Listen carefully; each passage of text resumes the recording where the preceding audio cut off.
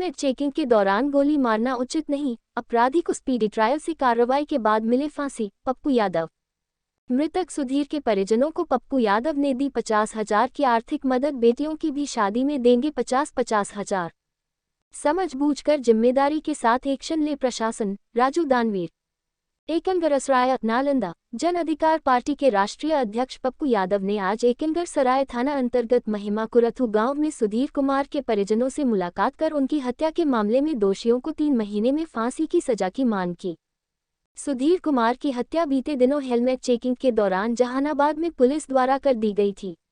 पप्पू यादव ने उनके परिजनों से मुलाकात की और घटना की पूरी जानकारी देने के बाद जन अधिकार पार्टी की ओर से तत्काल उनके परिजनों को 50,000 रुपये की आर्थिक मदद दी। साथ ही उन्होंने उनकी तीनों बेटियां की शादी के समय 50,000 रुपये देने की बात कही। इस अवसर पर जन अधिकार पार्टी के युवा अध्यक्ष राजू दानवीर व नालंदा के तमाम नेता व कार्यकर्तागण मौजूद रहे। पप्पू यादव ने कहा कि हेलमेट चेकिंग के दौरान किसी को गोली मार देना कहां का न्याय है। जहानाबाद में हुई इस घटना ने सुधीर कुमार के परिवार को बर्बाद कर दिया, इसलिए हम इस मामले में स्पीडी ट्रायल से 3 महीने के अंदर कार्रवाई की मांग करते हैं और गोली मारने वाले को फांसी की सजा की भी मांग करते हैं।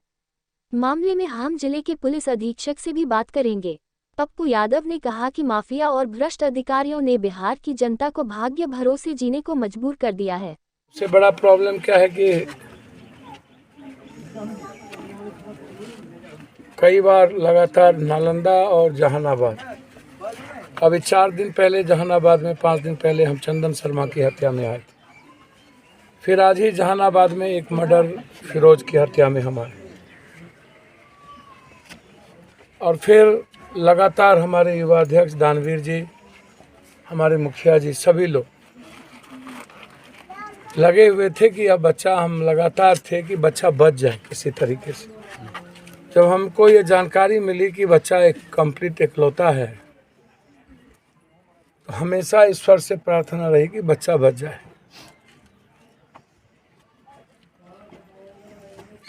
जो घटना, एक तो डेली घटना, लेकिन ऐसी घटना, एक तरफ गुंडे, एक तरफ अपराधी और माफिया लगातार।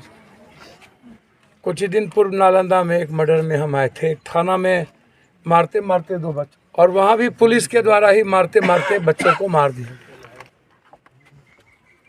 कब न्याय मिलेगा एक तरफ, और आज ही वैशाली में भी एक आरजेडी वर्कर को मार दिया। एक तरफ मुख्यमंत्री जी का घर, एक तरफ डिप्टी सीएम साहब का घर। आखिर ये सभी नेता हमेशा आम आदमी के लिए कोई काम क्यों नहीं करता? इंसानियत कैसे बचेगी, आम आदमी जिएंगे कैसे? यह सवाल इन नेताओं के मन में क्यों नहीं उठती है कि आम आदमी की ज़िंदगी के बगैर कोई ज़िंदगी नहीं है इस धरती पे। आम आदमी की इकोनॉमी, आम आदमी की सुरक्षा, कब तक आप धर्म, जाति, मजहब, और कब तक इस कंट्री में माफिया, अपराधी और दलालों को तवज्जो मिलेगी? कब तक ऐसे सिस्टम को तवज्जो मिलेगी जो सिस्टम समाज के लिए और बिहार के लिए है ही नहीं? क्या मिडिल क्लास को जीने का कोई राइट नहीं है? क्या आम आदमी, गरीब, किसान या ऐसे समाज को जीने का, जो 84 करोड़ समाज 10 किलो अनाज पर जिंदा है, और 92% लोग हिंदुस्तान के 6,000 रुपया पर कैपिटा इनकम पर जिंदा है, जिसकी ज़िंदगी कुत्ते से भी, जानवर से भी बदतर है? क्या उनके लिए कोई लाइफ नहीं है इस बिहार में? क्या उनकी कोई लाइफ इस कंट्री में नहीं है? क्या आज़ाद हिंदुस्तान के बाद ऐसे लोगों के लिए कभी कोई कानून नहीं बना? कब तक? हम 83 से चलते हमको 40 साल इस बिहार में हो गए। न्याय ढूंढते हम थक गए। बस अपराधियों को, माफियाओं को, पदाधिकारी को, नेताओं को, इन लोगों को तवज्जो। और इसमें समाज कम दोषी नहीं है। समाज आवाज उठाना छोड़ दिया। समाज के भीतर लड़ने की हिम्मत खत्म हो गई है। समाज किसी गलत चीजों के खिलाफ बोलती तक नहीं है। चलिए, नेताओं को वोट चाहिए, कोई दिक्कत नहीं है, उसमें पप्पू यादव तो नहीं आता है ना। हम कभी वोट और सियासत की राजनीति अभी हाल फिलहाल बेटी बचाओ बेटी पढ़ाओ जंतर मंतर पर वहाँ भी जाति में बांट दिया गया कि जाट गुज्जर और राजपूत कर दिया गया और प्रधानमंत्री के द्वारा कर दिया गया। और मेरे खिलाफ पूरे देश में ट्रोल करवाया गया आरएसएस बीजेपी के द्वारा। जब भी जस्टिस की बात आएगी, क्या जाति के आधार पर जस्टिस होगा? क्या जाति के आधार पर अपराधियों का मूल्यांकन होगा? क्या जाति के आधार पर न्याय की बात होगी?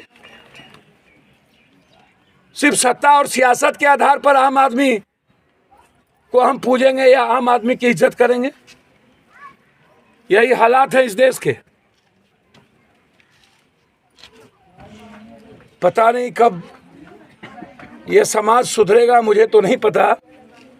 इस परिवार को हमारे पार्टी, हमारे नेता की तरफ से, जन अधिकार पार्टी नालंदा और युवा अध्यक्ष जी की तरफ से 50,000 रुपया तत्काल उस बच्ची को जिसके हस्बैंड जो नहीं रहे और उनकी बेटी की शादी में, तीनों बेटी की शादी में जब शादी लगेगा तो 50,000 रुपया मेरे तरफ से उनकी मदद होगी। लेकिन सवाल उठता है कि बेटी की शादी में पप्पू यादव मदद कर देंगे। आज उस बच्ची के लिए हम 50,000 रुपया हमारे नेता मदद कर देंगे, लेकिन क्या उनकी ज़िंदगी बदल जाएगी? क्या उनके माँ बाप को अब क्या वो बच्चा मिल जाएगा? इसलिए हमने एसपी से बात की है, स्पीडी ट्रायल, 3 महीने के अंदर फांसी की सज़ा, पूरे के पूरे मुकम्मल तौर पर इसको बढ़ाया ना जाए। हम सीएम साहब से भी बात करेंगे और इस परिवार के न्याय के लिए हमारी जितनी क्षमता ईश्वर ने दी है, आर्थिक न्याय के लिए सब कुछ हम मदद करेंगे, उसमें कमी नहीं रखेंगे।